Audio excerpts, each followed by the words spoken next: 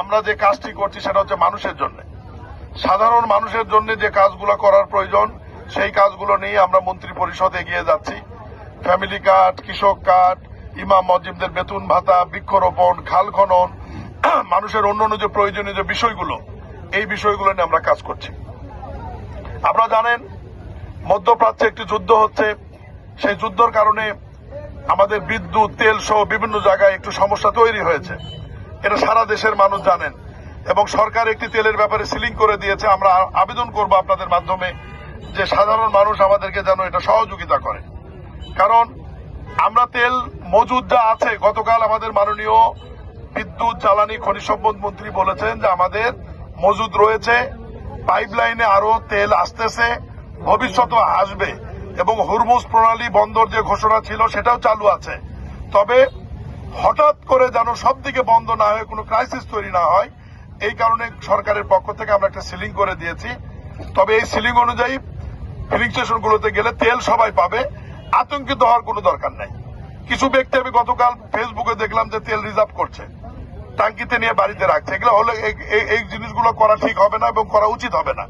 তেল প্রত্যেক দিনই পাবেন, সিলিং এর মধ্যে থাকবেন এবং সরকার আসার পরে এরকম একটা যুদ্ধের মুখোমুখি আমরা পড়বো, এটা আমরা কল্পনা করিনি। মহান আল্লাহ আমাদের সহায় হবেন এবং আমরা চেষ্টা করব আমাদের মাননীয় প্রধানমন্ত্রীর নেতৃত্বে মানুষ যাতে দুঃসহ জীবনযাপনে না যেতে পারে, মানুষের যাতে দুর্ভোগ না হয়, মানুষের যাতে কষ্ট না হয়, এ ব্যাপারে আমরা সর্বোচ্চ কাজ করছি। এবং খেয়াল করবেন প্রতিনিয়ত প্রতিমন্ত্রীরা আমরা কিন্তু দাপ্তরিক কাজের বাহিরেও মাঠে ময়দানে কিন্তু আমরা দৌড়াচ্ছি, যার যে দপ্তর, যার যে দায়িত্ব, এই জিনিসগুলো আপনারা খেয়াল করবেন। আমি সাংবাদিকদের মাধ্যমে আমি সহযোগিতা চাই যে সরকারের কর্মসূচিগুলো জনগণের কাছে তুলে ধরবেন এবং বর্তমান সময়ে যে একটু সমস্যা, এই সমস্যা মানুষকে আপনারা বুঝিয়ে বলবেন যে এখানে অস্থিরতার কোনো কারণ নাই, আতঙ্কিত কোনো কারণ নাই।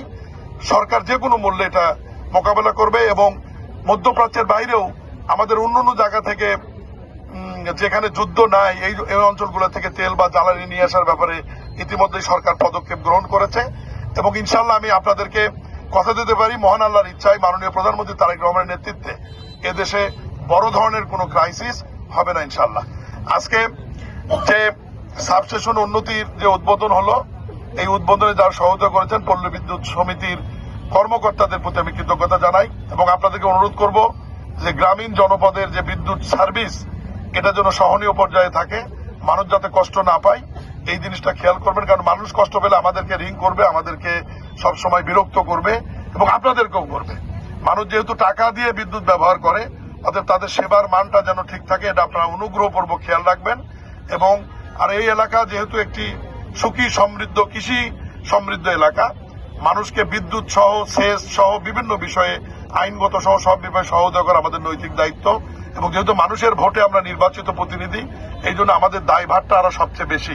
এই দায়ভার থেকে আমি বলছি যে আমাদের টিম ওয়ার্ক করতে হবে।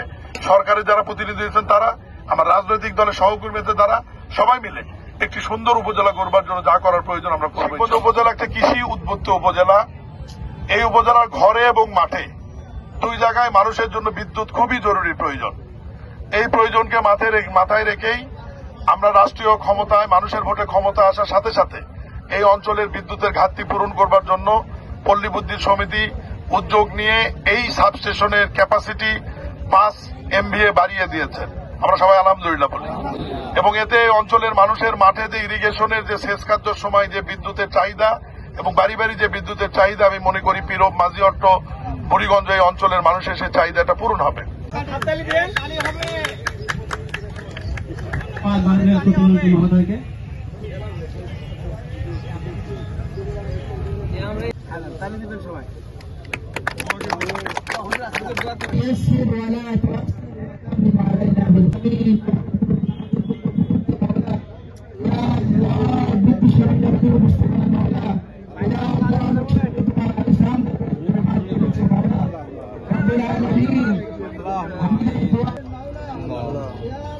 সর্বক্ষণিক জনগণের পাশে থাকার তৌফিক দান করে মাওলা।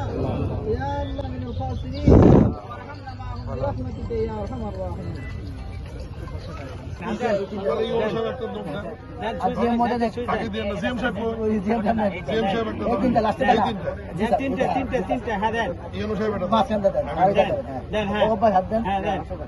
নেন চলবে তো না?